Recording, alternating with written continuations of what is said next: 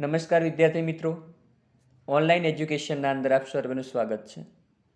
વિદ્યાર્થી મિત્રો, આપણે ધોરણ 9 વિષય વિજ્ઞાનમાં આજે એક નવું પ્રકરણ શરૂઆત કરી રહ્યા છીએ અને એ જે છે પ્રકરણ નંબર 15, અન્ન સ્ત્રોતોમાં સુધારણા, ઇમ્પ્રુવમેન્ટ ઇન ફૂડ રિસોર્સિસ. હવે આપણે આ ચેપ્ટરના અંદર ખેતીવાડી કે જે આપણે અનાજનું ઉત્પાદન મેળવીએ છીએ, તો કે ખેતીવાડીના અંદર આપણે કે જે અનાજ એટલે કે પાકની જે જુદી જુદી પદ્ધતિઓ જે છે એના વિશે જોઈશું. પાકનું જે ઉત્પાદન છે એના અંદર કેવી રીતે સુધારણા કરી શકાય છે.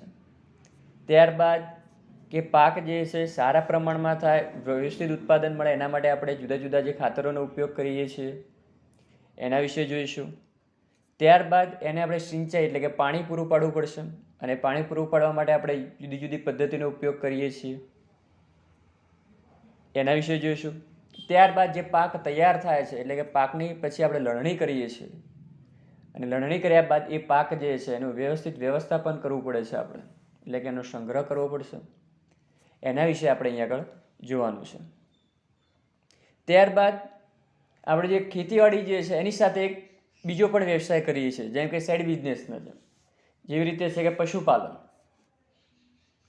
તો કે પશુપાલનના અંદર તમે જોઈ શકો છો તો કે ગાય ભેંસ વગેરેનો આપણે દૂધ ઉત્પાદન માટે ઉપયોગ કરીએ છીએ. બીજું છે મરઘા પાલન, કે જેમનો પણ આપણે ઘણી જગ્યાએ ઉપયોગ થાય છે, તમે જોયું હશે. ઈંડા ઉત્પાદન મેળવવા માટે વગેરેના અંદર એનો ઉપયોગ થાય છે. ત્રીજું છે મત્સ્ય ઉછેર, મત્સ્યપાલન. ચોથું છે મધમાખી ઉછેર. આ બધા વિશે આપણે આ પ્રકરણના અંદર અભ્યાસ કરવાનો છે. તો વિદ્યાર્થી મિત્રો, સૌ પ્રથમ આપણે આ ચેપ્ટરની શરૂઆત કરીએ. તો કે આપણે આ ચેપ્ટરમાં જોઈએ તો કે આપણે બધા જાણીએ છીએ કે બધા જ સજીવોને ખોરાકની આવશ્યકતા હોય છે. કે આપણને ખબર છે દરેકે દરેક સજીવ જે છે કે જેને ખોરાકની જરૂરત તો હોય જ છે. કેમ કે વ્યક્તિ દરેક સજીવ જે છે એ ખોરાક મેળવશે તો જ એના રોજિંદા કાર્યો જે છે વગેરે કરી શકે છે, કે એને જરૂરી શક્તિ મળશે એના માટે. ત્યારબાદ છે કે આપણે જે ખોરાક લઈએ છીએ, જે આહાર લઈએ છીએ, જેમાંથી આપણને પ્રોટીન, કાર્બોદિત, ચરબી, વિટામિન અને ખનિજ ક્ષાર પ્રાપ્ત થાય છે. જેના વિશે આપણે અગાઉના ધોરણમાં અભ્યાસ કરી ગયા છીએ કે જે કઠોળ જે છે કે જેમાંથી આપણને પ્રોટીન મળતું હતું, ધાન્ય પાકો જે છે કે જેમાંથી આપણને કાર્બોદિત, તેલીબિયા છે જેમાંથી આપણને ચરબી, અને ફ્રૂટ છે એટલે કે ફળો અને જે શાકભાજી જે છે કે જેમાંથી આપણને વિટામિન અને ખનિજ ક્ષાર પ્રાપ્ત થતા હતા. તો કે આ આહારના જે ઘટકો જે છે જે આપણા સજીવના જીવન માટે જરૂરી છે. કે અને આ બધા જે તત્વો જે છે એમની આવશ્યકતા શું છે? તો કે એ સજીવના વિકાસ, વૃદ્ધિ અને સ્વાસ્થ્ય માટે જરૂરી હોય છે. કે સજીવનો સારો વિકાસ થાય, વૃદ્ધિ થશે, એનું સ્વાસ્થ્ય સારું રહે, એના માટે આપણે આહારના ઘટકો જરૂરી છે. કે આપણે તમે ભણ્યા હશો કે સમતોલ આહાર લેવો જોઈએ. કે તો એનું રીઝન એ છે. કે બીજું છે કે વનસ્પતિઓ અને પ્રાણીઓ બંને આપણા ખોરાકના મુખ્ય સ્ત્રોતો છે. કે શું છે? વનસ્પતિઓ અને પ્રાણીઓ બંને આપણા ખોરાકના મુખ્ય સ્ત્રોતો છે.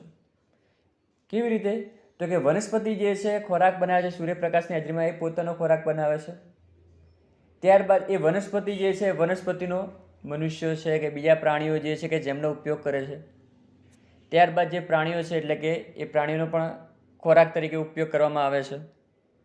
એટલે કે વનસ્પતિઓ અને પ્રાણીઓ જે છે ખોરાકના મુખ્ય સ્ત્રોતો છે. કે એટલે કે મોટાભાગનો ખાદ્ય પદાર્થ ખેતીવાડી તથા પશુપાલનથી મળ્યો રહે છે. કે ખેતીવાડીમાંથી એટલે કે આપણે ધાન્ય પાકો જે છે, કે બીજું છે પશુપાલનથી, તો કે પશુમાં અંદર પણ શું થાય છે કે માંસાહારી જે છે એ માંસાહારનો ઉપયોગ કરશે ખોરાક તરીકે. બીજું છે કે આપણે પણ પ્રાણીઓની પ્રોડક્ટ જેવી કે દૂધ છે વગેરેનો ઉપયોગ કરીએ છીએ. કે ત્યારબાદ એના અંદર આપણે આગળ વધીએ તો કે આપણે લગભગ સમાચાર પત્રોમાં વાંચીએ છીએ કે ખેતીવાડી કે કૃષિ ઉત્પાદન અને પશુપાલનને વધારવાનો પ્રયાસ થઈ રહ્યો છે. કે એટલે શું છે? કૃષિ ઉત્પાદન એટલે કે જે ખેતીની જે પેદાશો છે એ અને પશુપાલનનો વધારવાનો પ્રયાસ થઈ રહ્યો છે કે તે શા માટે જરૂરી છે? આપણે ઉત્પાદનની વર્તમાન ક્ષમતા પર જ કેમ નિર્વાહ કરતા નથી? એટલે કે જે કૃષિ ઉત્પાદન જે છે, પશુધનની જે ઉત્પાદન છે એની ક્ષમતામાં કેમ વધારો કરવો જરૂરી છે, કેમ એના ઉત્પાદનમાં વધારો થવો આવશ્યક છે, એનું શું રીઝન છે? તો એનું રીઝન એ છે કે આપણે જે વસ્તી જે છે ભારતની એ ખૂબ જ વધારે છે. એટલે કે જે વસ્તી જે છે આપણા દેશની એ કેટલી છે? 1 બિલિયન 100 કરોડથી પણ વધારે, એટલે કે સમથિંગ 130 કરોડ જેટલી આપણા દેશની વસ્તી છે કે, અને તેમાં પણ શું છે? સતત વધારો થઈ રહ્યો છે કે. અને આટલી બધી જે વસ્તી જે છે એ વસ્તીની ખોરાકની જરૂરિયાત પૂરી પાડવા માટે અન્ન ઉત્પાદન પણ શું જોઈએ? વધુ જોઈએ. કેમ કે દિવસે ને દિવસે જે વસ્તી જે છે એની સંખ્યામાં શું થાય છે? વધારો થતો જાય છે. તો અન્ન ઉત્પાદનમાં પણ શું થવો જોઈએ? વધારો થવો જોઈએ. એ જે લોકો જે છે એમની માંગને, એમની જે ખોરાકની જરૂરિયાત છે એને પૂરી કરવા માટે ઉત્પાદનમાં પણ શું થવો જોઈએ? વધારો થવો જોઈએ. આ વધતી જતી વસ્તી માટે 1 બિલિયન ટનના ચોથા ભાગ, 1 બિલિયન ટનના ચોથા ભાગ જેટલા અન્ન ઉત્પાદનની જરૂરિયાત છે કે. બીજું છે કે આ વધારે ભૂમિ ઉપર ખેતીવાડી કરવાથી સંભવિત થઈ શકે છે. હવે શું છે કે આ જે વધારો થાય છે, વધારાને પહોંચી વળવા માટે આપણે જમીન છે વધુ પ્રમાણમાં જોઈએ, પરંતુ એ તો શક્ય જ નથી. કેમ? તો કે આપણને ખબર છે કે પહેલેથી જ ઘણા બધા સ્થળો પર ખેતી થઈ રહી છે કે હવે જમીન છે એના અંદર વધારો કરી શકાય નહીં, પરંતુ એ જમીન ઉપર જે અન્નના જે ઉત્પાદક જે સ્ત્રોતો જે છે એના અંદર વધારો કરવાથી અન્ન ઉત્પાદનમાં વધારો મેળવી શકીએ છીએ કે. એટલે કે ખેતીવાડી માટે વધારે ભૂમિ કે જમીનની પ્રાપ્યતા સંભવિત નથી, એટલા માટે પાક તથા પશુધનના ઉત્પાદનની ક્ષમતામાં વધારો કરવો આવશ્યક છે કે. એટલે કે એ જે જમીન છે જમીનમાં વધારો ના થઈ શકે, પરંતુ એ જમીન ઉપર જે પાક ઉત્પાદન મળે છે એ પાક ઉત્પાદનમાં વધારો કરી શકાય. પશુધનના અંદર વધારો કરી જે દૂધ ઉત્પાદન છે કે વગેરેના અંદર આપણે વધારો કરી શકીએ છીએ કે. તો હવે એ જે ખેતી અને પશુપાલન માટે જે અમુક પદ્ધતિઓ જે છે કે અમુક જે ક્રાંતિઓ થઈ છે કે જેના કારણે દૂધ ઉત્પાદન કહીએ આપણે કે ખેતીવાડી જે છે વગેરેના અંદર સુધારા થયા છે કે. તો કે અત્યાર સુધી પાક ઉત્પાદનને વધારવા આપણે પ્રયત્નો કેટલાક અંશે સફળ રહ્યા છે. કેવી રીતે? તો કે એના અંદર આપણે જોઈએ છીએ કે હરિયાળી ક્રાંતિ.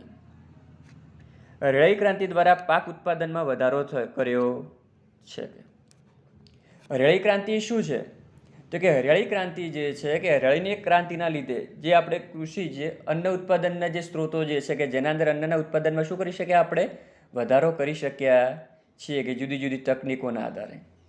અને આ જે હરિત ક્રાંતિ જે છે 1960માં સ્વામી સ્નાથન નામના જે વૈજ્ઞાનિક છે કે જેમને હરિત ક્રાંતિના પિતા તરીકે ઓળખવામાં આવે છે, અને જેમની આગેવાનીમાં આપણે અહીંયા હરિત ક્રાંતિ થઈ હતી, અને જેના કારણે આપણે સારો એવો પાક ઉત્પાદનમાં વધારો મેળવી શક્યા છીએ. ત્યારબાદ શ્વેત ક્રાંતિ દ્વારા દૂધના ઉત્પાદનને વધાર્યું છે કે, અને દૂધ ઉત્પાદન માટે કઈ ક્રાંતિ થઈ છે? શ્વેત ક્રાંતિ થઈ છે કે. એટલે કે જેના લીધે શ્વેત ક્રાંતિ દ્વારા, કે જેને ઓપરેશન ફ્લડ તરીકે પણ ઓળખવામાં આવે છે, શું યાદ રાખજો ખાસ, શ્વેત ક્રાંતિ જેને ઓપરેશન ફ્લડ તરીકે પણ ઓળખવામાં આવે છે, અને જેના લીધે દૂધ ઉત્પાદનમાં પણ વધારો થયો છે કે. અને 1970માં વર્ગીસ કુરિયન કે જે શ્વેત ક્રાંતિના પિતા તરીકે ઓળખવામાં આવે છે, જેમની આગેવાનીમાં શ્વેત ક્રાંતિમાં થઈ હતી, અને 1970માં NDDB નેશનલ ડેરી ડેવલપમેન્ટ બોર્ડની સ્થાપના થઈ છે. બીજું છે કે એ રીતે તો બીજા ઘણા બધા અનાજો જે ઉત્પાદન છે કે જેમના અંદર ક્રાંતિ થઈ છે કે ડુંગળીના ઉત્પાદન માટે ગુલાબી ક્રાંતિ થઈ છે. એ રીતે જુદી જુદી ક્રાંતિઓ થતી રહી છે અનાજ ઉત્પાદનના અંદર, અને તેનું સારું એવું આયોજન પણ કર્યું છે કે. ત્યારબાદ આ ક્રાંતિઓની પ્રક્રિયામાં આપણા કુદરતી કે નૈસર્ગિક સ્ત્રોતોનો ઘણો ખરો ઉપયોગ થયો છે કે, અને આના પરિણામ સ્વરૂપે આપણા કુદરતી કે નૈસર્ગિક સ્ત્રોતોને નુકસાન થવાની તકો વધી ગઈ છે કે. આથી અગત્યનું છે કે પાક ઉત્પાદન વધારવાના આપણા પ્રયત્નો પર્યાવરણ સંતુલિત રાખવા અને પર્યાવરણ જાળવી રાખનારા પરિબળોને નુકસાન ન પહોંચે તેવા હોવા જોઈએ કે.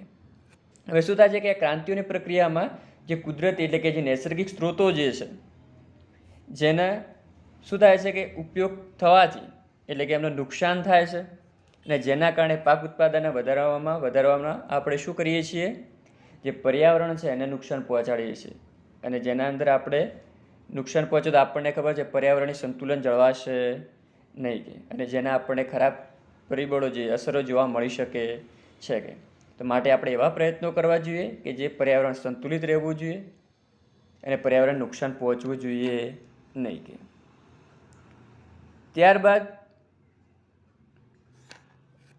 આપણે એટલા માટે જ ખેતી અને પશુપાલન માટે સપોષણશીલ એટલે કે નુકસાન ન કરે તેવી પ્રણાલીઓને અપનાવવાની આવશ્યકતા છે કે.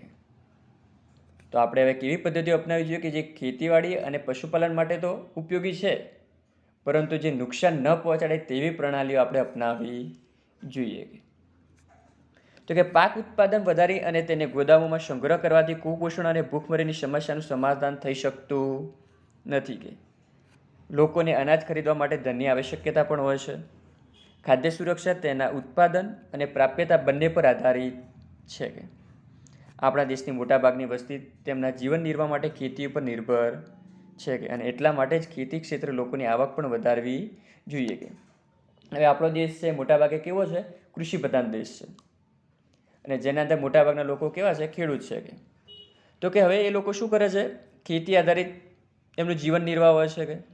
તો કે આપણે એવા પ્રયત્નો પણ કરવા જોઈએ કે જે ખેતી આધારિત જે જીવન નિર્વાહ જે છે, જે મોટાભાગના લોકો એમના જે ખેતી ક્ષેત્રની જે આવક છે એના અંદર પણ વધારો થવો જોઈએ. અને જેનાથી શું થાય કે જેમની ભૂખની સમસ્યાનું એટલે કે જે લોકોને એમને યોગ્ય રીતે એમની આવક મળી રહે કે જેથી જેમનું જીવન નિર્વાહ પણ થઈ શકે. ખેતીમાં વધારે ઉત્પાદન પ્રાપ્ત કરવા માટે વૈજ્ઞાનિક આયોજનબદ્ધ પ્રણાલીઓ અપનાવવી જોઈએ. હવે જે ખેતી ઉત્પાદન જે છે એના અંદર યોગ્ય રીતે આપણને ઉત્પાદન મળી રહે એ માટે આપણે વૈજ્ઞાનિક પદ્ધતિઓ અપનાવવી જોઈએ. હવે જે વૈજ્ઞાનિક પદ્ધતિઓ છે જેમાં સારા પોષણયુક્ત જીવન નિર્વાહ માટે મિશ્ર ખેતી, આંતરપાક પદ્ધતિ અને સંગઠિત ખેતી કે વર્ગીકૃત પ્રણાલીઓ અપનાવવી જોઈએ.